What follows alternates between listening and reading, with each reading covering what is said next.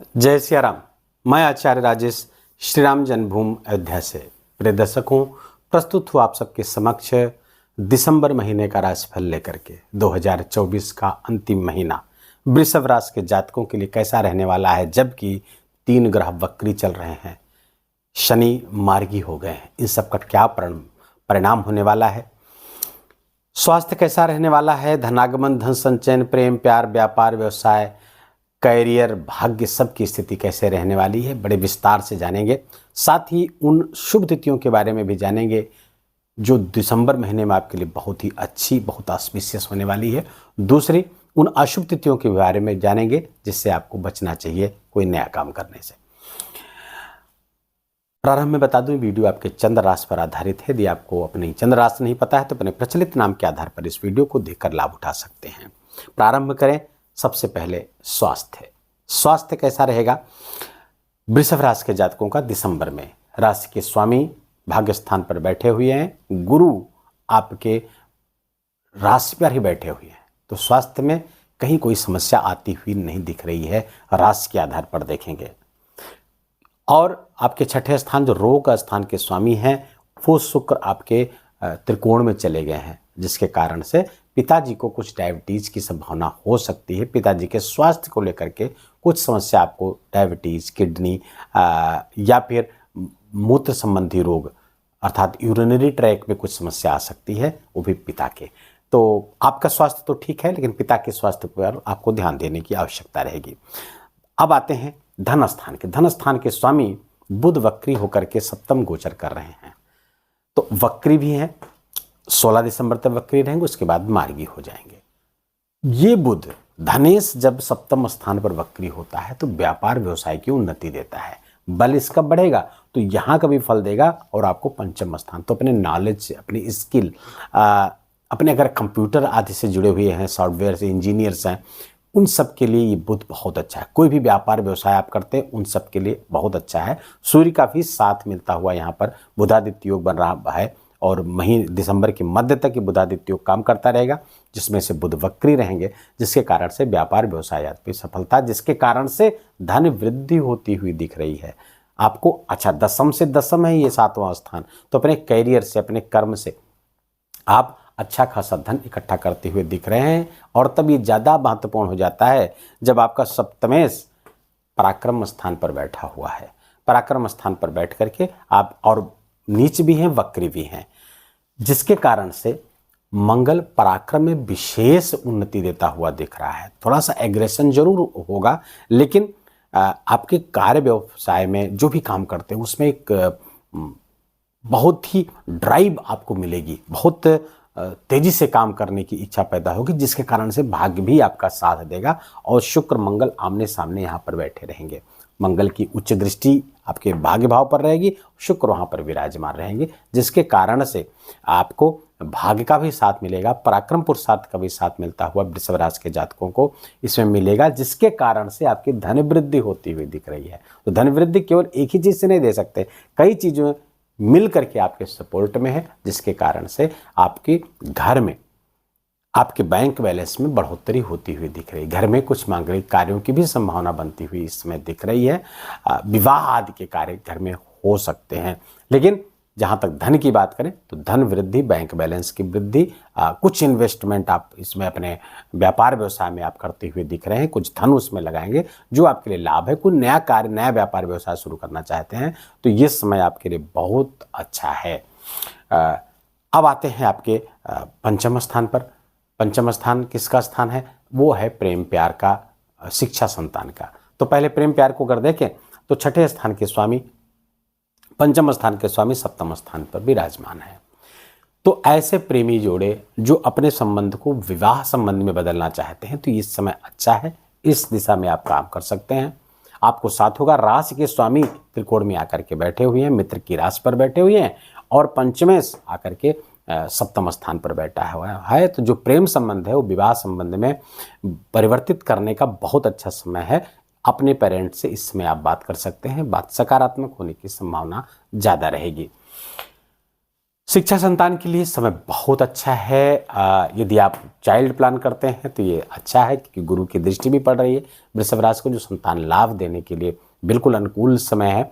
और बुध भी और साथ साथ शुक्र भी इस दिशा में आपके लिए फायदेमंद हो सकते हैं। बस उस दिशा में आपको एक योजनाबद्ध तरीके से, हाँ कुछ हो सकता है कुछ लोगों को, क्योंकि तो यहाँ बैठा हुआ है, राहु की भी दृष्टि पड़ रही है, तो हो सकता है कि गर्भ के शुरुआत में कुछ समस्या हो सकती है, तो चिकित्सीय सलाह से उसका निराकरण हो जाएगा। उस दिशा में आप काम कर सकते हैं। बाकी अब शिक्षा की बात करें तो बहुत अच्छा है वृषभ राशि के जातकों के लिए। यदि वो विद्यार्थी हैं, यदि वो किसी परीक्षा की तैयारी कर रहे हैं, तो ये समय आपके लिए अनुकूल है। इस दिशा में आपको काम करना चाहिए और बहुत मेहनत के साथ इसमें जुड़ना चाहिए, आपके लिए बहुत लाभदायक। केतु यहाँ पर बैठ करके जिज्ञासा जागृत करेगा, आपको एक नई स्किल, नई योजना, नई पढ़ाई, नई तरीके से चीज़ों को करने के लिए प्रेरित करेगा। केतु भी इसमें नक्षत्र परिवर्तन में है, तो आपको एक नए तरीके से लाभ देने की स्थिति में केतु आ गए हैं। आपको विशेष लाभ होता हुआ दिख रहा है। तो शिक्षा संतान हो गया, प्रेम प्यार हो गया। व्यापार व्यवसाय को अगर देखें तो यहाँ के स्वामी पराक्रम पुरुषार्थ बैठे हुए हैं, सप्तम स्थान के स्वामी यहाँ पर यद्यपि वक्री हैं, नीच भी हैं, लेकिन व्यापार व्यवसाय के लिए बहुत अच्छा है। बस थोड़ा सा हो सकता है कि आप ऐसे भी काम करें जो काम करना व्यापार व्यवसाय में उचित न माना जाता हो, तो इस समय जो आप काम करेंगे उचित अनुचित से परे जाकर काम करेंगे, बहुत ज़्यादा उस पर सोचे विचारेंगे नहीं। लेकिन सलाह आपको दें, क्योंकि सूर्य आपके 15 दिसंबर से अष्टम स्थान पर जा रहे हैं, और सूर्य आपके चतुर्थ स्थान के स्वामी, चतुर्थेश का अष्टम स्थान पर जाना तो ये सुखभंग की स्थिति बना रहा है।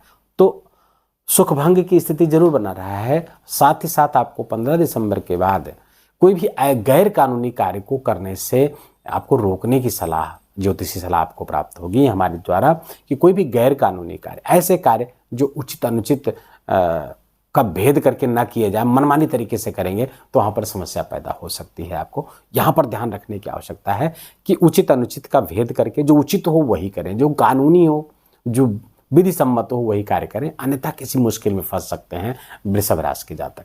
15 दिसंबर के बाद ये विशेष रूप से प्रभावी होगा।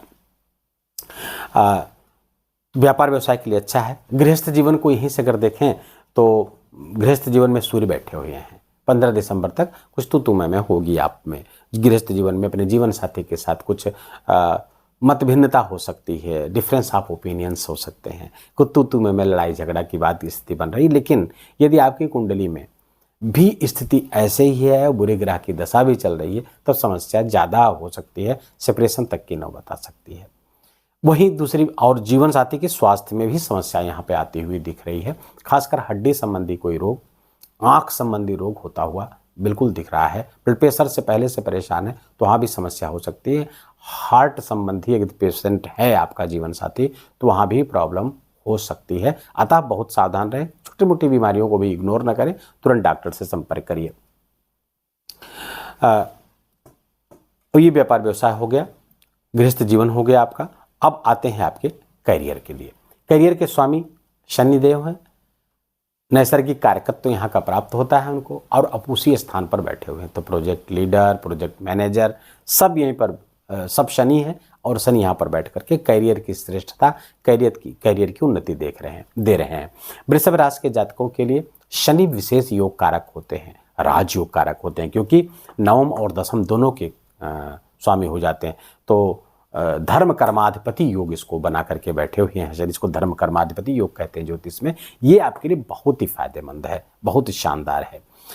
गुरु, केंद्र का गुरु भी आपके लिए बहुत सपोर्टिव है। केंद्र का गुरु बली होता है, एको जीवो यदा लग्ने सर्वयोगस तदा शुभः, महर्षि पराशर कहते हैं। तो ये आपके लिए बहुत ही अच्छा है। गुरु का भी साथ मिल रहा है और साथ ही शनि का, कर्मेश का भी, तो स्वास्थ्य भी अच्छा रहेगा, कर्म भी अच्छा करेंगे, पराक्रम पर मंगल बढ़ा ही रहे हैं, भाग्य की शुभता आपको प्राप्त हो ही रही है, तो फिर करना कहना ही क्या, सब कुछ अच्छा ही है इस महीने।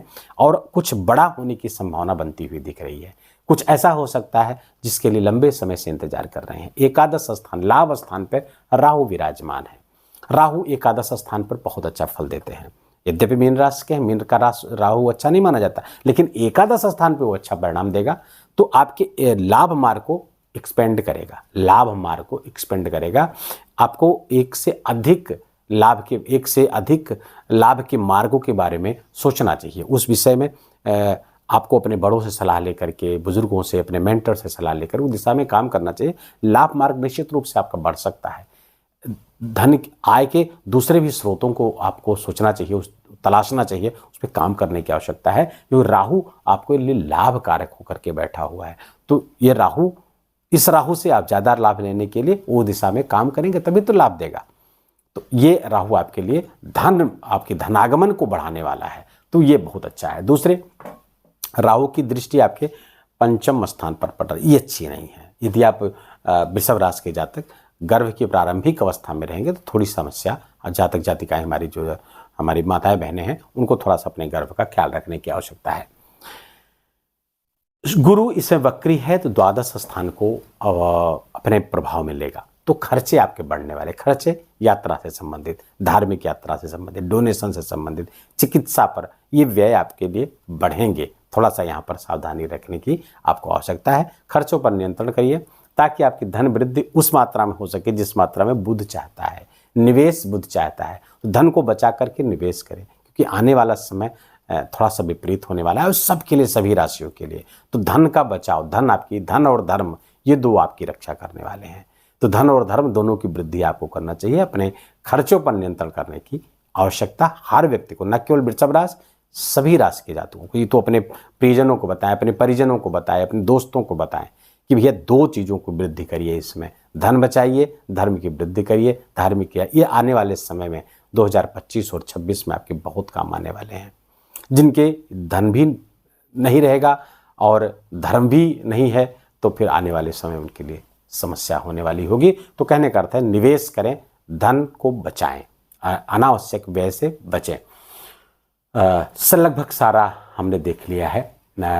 अब आपको, हाँ, सूर्य 15 दिसंबर से, एक चीज़ यहाँ बता दें, सूर्य 15 दिसंबर से अष्टम आ रहे हैं, तो ये दुर्घटना करा सकते हैं। अष्टम का सूर्य दुर्घटना कारक हो सकता है, हड्डी आदि से संबंधित समस्या पैदा कर सकता है, स्पाइन से संबंधित समस्या कर सकता है। तो वाहन आदि बहुत सावधान होकर के आपको चलाना चाहिए, अन्यथा हड्डी टूटने का भय रहेगा। आँख में समस्या आ सकती है, खासकर बाईं आँख में विशेष समस्या देते हुए यहाँ पर दे रहे हैं। शुभ तिथियों के बारे में अगर आप जानें तो ये वो तिथियां हैं, शुभ तिथियां, जिसमें आप कोई नया कार्य व्यापार शुरू कर सकते हैं, कुछ नई डील, नए इंटरव्यू आदि कुछ भी देना हो तो इस सब के लिए आपके बहुत शुभ है। नोट कर लीजिए इसको। 9, 10 दिसंबर, 14, 15, 17, 18 दिसंबर। फिर से रिपीट करूं, 9, 10, 14, 15, 17 और 18 दिसंबर आपके लिए बहुत शुभ, बहुत ऑस्पिशियस होने वाली हैं। अशुभ तिथियों के बारे में नोट कर लीजिए, इनसे कोई नया कार्य करने से इस तिथि को बचिएगा। वो है 2, 3, 4 दिसंबर, 12 दिसंबर, 20 दिसंबर, 21 दिसंबर, 30 और 31 दिसंबर। इसमें कोई भी नया कार्य करने से, महत्वपूर्ण कार्य करने से आप बचिएगा। एकादशी तिथियों के बारे में बताते हैं। इस महीने 2 एकादशियाँ हैं। पहले तो मोक्षदा एकादशी है, वो जो 11 दिसंबर को है, नोट कर लीजिएगा जो लोग एकादशी रहते हैं। और सफला एकादशी 26 दिसंबर को। प्रायः लोग पूछते हैं कमेंट में, एकादशी व्रत के बारे में ही बताते हैं, क्यों? क्योंकि एकादशी व्रत का ज्योतिषीय महत्व बहुत है। एकादशी व्रत रहने से चंद्रमा, गुरु, बुध, सूर्य आदि कई ग्रह बहुत ही अच्छे परिणाम देने लगते हैं। कुंडली में कैसे भी अच्छे हैं तो और अच्छा परिणाम देंगे, बुरे हैं तो उनकी अनुकूलता प्राप्त होती है। इसलिए एकादशी व्रत सबसे महान व्रत कहा गया है। एकादशी व्रत अगर आप नहीं करते तो आपको करना ही चाहिए। चंद्रमा जिसकी कुंडली में बहुत बुरा है तो धन संबंधी समस्याएं बहुत देता है, रिलेशनशिप की बहुत समस्याएं देता है, स्वास्थ्य संबंधी समस्याएं देता है। तो चंद्रमा को अच्छा करने के लिए एकादशी का व्रत बहुत महत्वपूर्ण है। तो एकादशी का व्रत आप करिएगा। उपाय क्या करें इस महीने, जिससे महीना आपका और श्रेष्ठ हो जाए और महत्वपूर्ण हो जाए? उसके लिए देखिए, मंगल वक्री चल रहे हैं और आपके गुरु भी वक्री चल रहे हैं। तो पहला काम करें, हल्दी डाल करके रोज नहाएं।